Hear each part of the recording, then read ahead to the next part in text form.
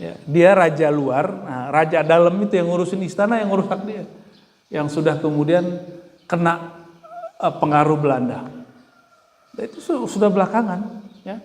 Jadi Bapak Ibu yang mengasihi Allah, Indonesia tidak pernah dijajah 350 tahun. Harusnya ini sudah direvisi di semua buku sejarah kita. Ya. Yang ada dulu adalah hubungan dagang yang mengeksploitasi manusia, eksploitasi alam di negeri kita Nusantara, dan itu perkerajaan.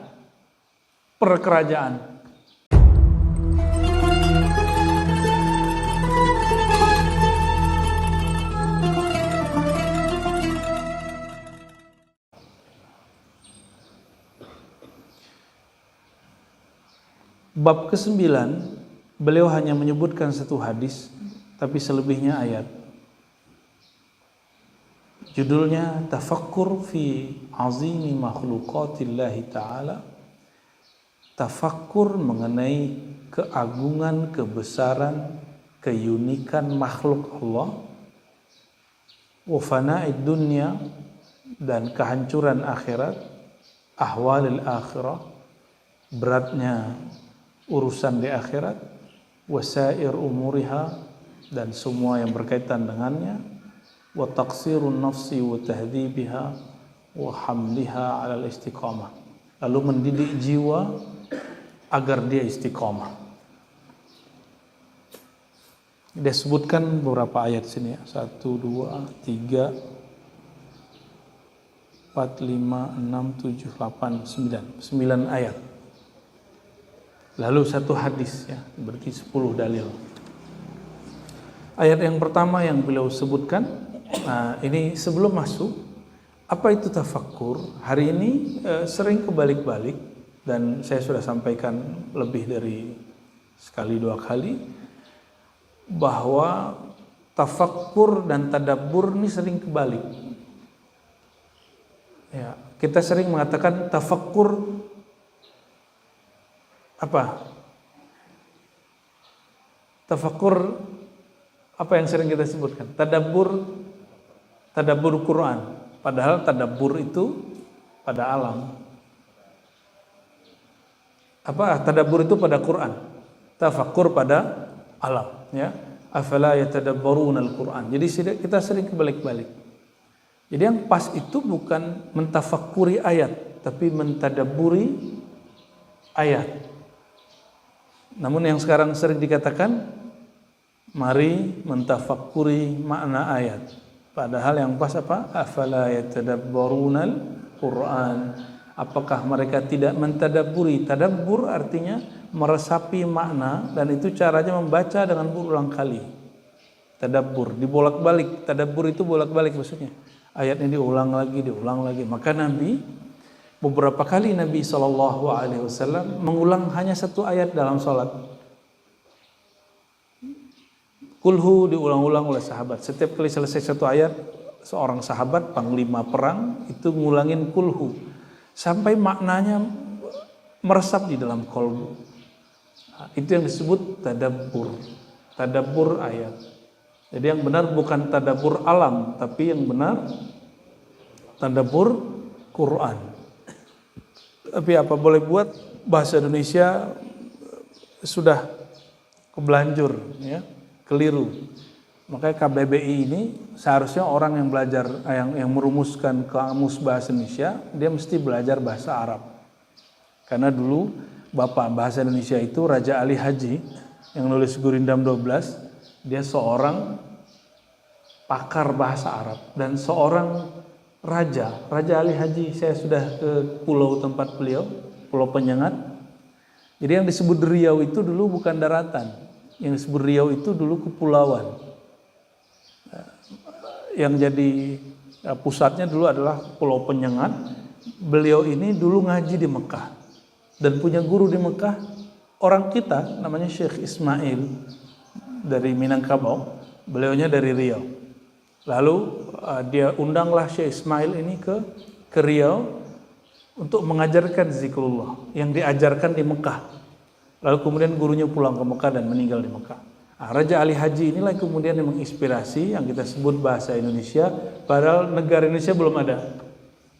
Maka muncullah kemudian tahun 1928 yang Sumpah Pemuda dan menyebut kata Indonesia itu sebenarnya sudah dimulai dari sebelum-sebelumnya, ya.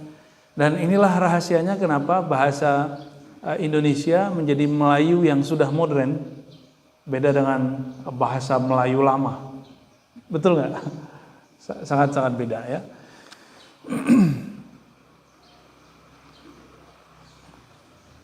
Ayat pertama surat Saba ayat 46. Bismillahirrahmanirrahim.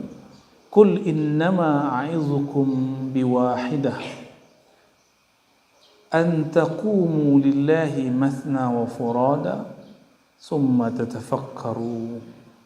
Katakanlah hai Muhammad, innama a'izukum, tugasku hanyalah memberi pelajaran kalian dengan satu hal, ya, biwahidah. Jadi tugas Nabi itu puncaknya cuma satu, antaqumu lillahi mathna wa furada. Kamu berpegang teguh kepada Allah, apakah kamu berdua-dua atau sendiri-sendiri. Ya, mathna dua-dua, dua-dua itu berempat maksudnya. Furada sendiri-sendiri. Summa tatafakkaru, lalu kamu bertafakkur. Berarti kepada Allah qiyam, menjalankan diri sebagai hamba, lalu kepada makhluk bertafakkur. Kalau musim pernikahan yang dibacakan ayatnya surat Rum ayat 20-an, dan disebutkan di situ bahwa kami, di antara ayat-ayat kami adalah kami jadikan pasanganmu dari jenis manusia, bukan dari jin, bukan dari hewan. Ya, lalu kami ciptakan di antara kamu mawaddah warahmah. Sebelumnya ada kalimat supaya kamu tenang, ya. Dan ada penutupnya. Itu menjadi pelajaran bagi orang-orang yang berfikir, tafakkur. Dan hampir semua ayat di Quran menyebut kata tafakkur itu kata kerja. Jadi seandainya orang Islam mengembalikan spirit tafakkur, maka nggak ada orang Islam yang otaknya tidur. Pasti dia otaknya bekerja terus. Dan ini bisa menjawab kenapa kita ini baru berislam tapi belum betul-betul menjalankan syariat Islam, ajaran Islam. Karena kalau menjalankan ajaran Islam, orang Islam itu nggak ada yang otaknya tidur. Pasti dia mikir terus, tafakkur. Kita ini kan baru mempelajari beberapa bagian dari Islam. Maka jangan kemudian katakan Islam mundur, karena orang Islam yang mundur. Yang mundur itu orang yang baru memeluk Islam. Islam gak pernah mundur. Islam dari dulu sudah tinggi di sisi Allah. Inna dina indallahil Islam. Agama yang di sisi Allah cuma al-Islam. Jadi kita beragamanya gak sempurna. Bukan berarti agama itu gak sempurna. Kita menjalankan, memahami Quran itu tidak utuh. Jangan kemudian salahkan Qurannya yang tidak benar. Ya, karena di masa sebelumnya ada satu generasi, semua penemuan yang hari ini muncul, yang kita pakai hari ini, itu mereka semua berdasarkan tafakkur dari Quran dan mereka menemukan itu. Ya. Namun kita sering membenturkan hal yang gak penting. Contohnya gini, ngapain hari ini masih bahas perbedaan pendapat? Orang Barat udah maju. Nah, begitu cara pikirnya. Kemajuan itu tinggal dibagi-bagi. Kalau dalam ilmu eksak, misalnya penemuannya apa? Dalam ilmu hukum juga ada penemuan, teori, kaidah. Maka di abad keberapa itu Masehinya? Jangan pakai Masehi, pakai Hijriah. Imam Subki itu tahun 700-an, berarti abad ke-8, itu merumuskan dari kaidah-kaidah ulama terdahulu, dari imam yang 4 lalu dirumuskan khususnya Syafi'i, ratusan kaidah hukum. Jadi kalau kita di kampus, biasanya kita buat teori. Nah, Imam Subuki dan imam-imam itu sudah merumuskan ratusan kaidah, ada sekitar 200. Itu disebut kemajuan. Kenapa? Bapak Ibu, Belanda itu dijajah oleh Prancis. Prancis itu dulu dipengaruhi oleh Spanyol. Spanyol itu dulu dikuasai oleh orang-orang Islam yang dulu disebut Al-Andalus. Dan mazhab mereka Maliki, orang-orang Maliki ini memproduk hukum. Hukum itu yang kemudian yang diserap sampai ke Prancis, sampai kemudian ke Belanda. Maka Bapak Ibu, hukum positif itu banyak kesamaannya dengan akar mazhab Malik yang pernah diajarkan di Andalus. Banyak mirip. Nah, Imam Malik itu gurunya Imam Syafi'i. Jadi ada beberapa hal yang mirip. Nah, Belanda itu baru merdeka tahun 1800-an.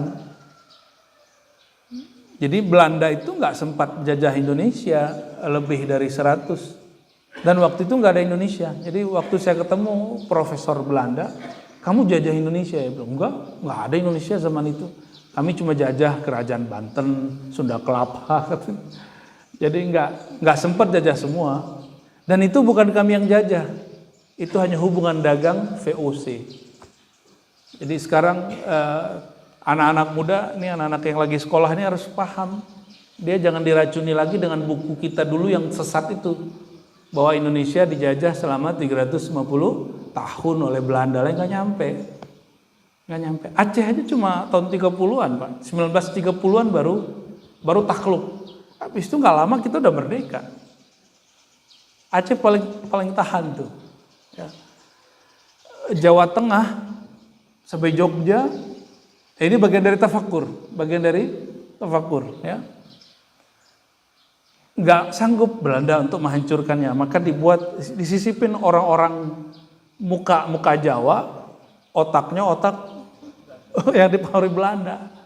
Nah, maka politik pecah belah.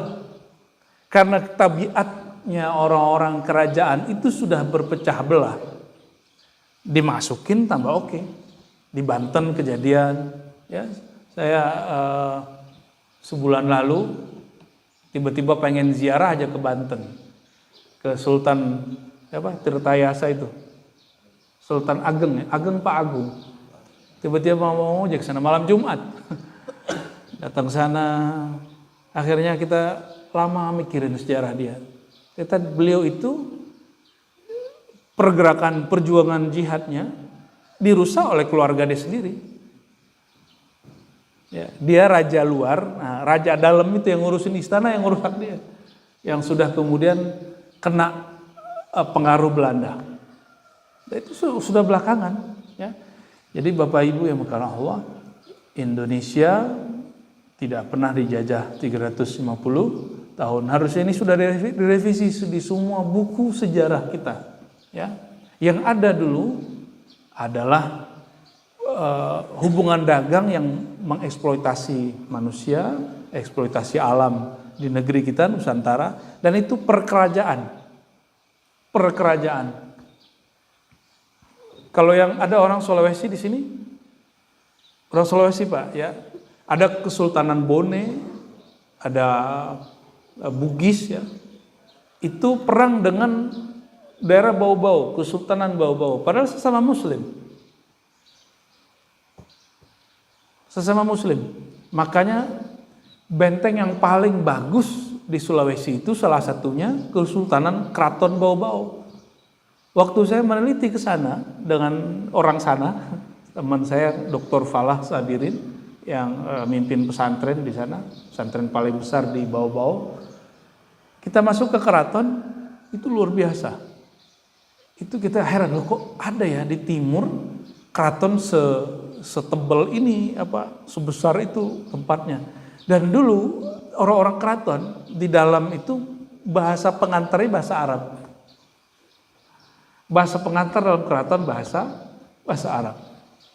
Dan mereka takluk karena tidak ada penerus. Jadi si sultan anaknya tidak melanjutkan. Anaknya ada, dan itu baru mendekati 1945.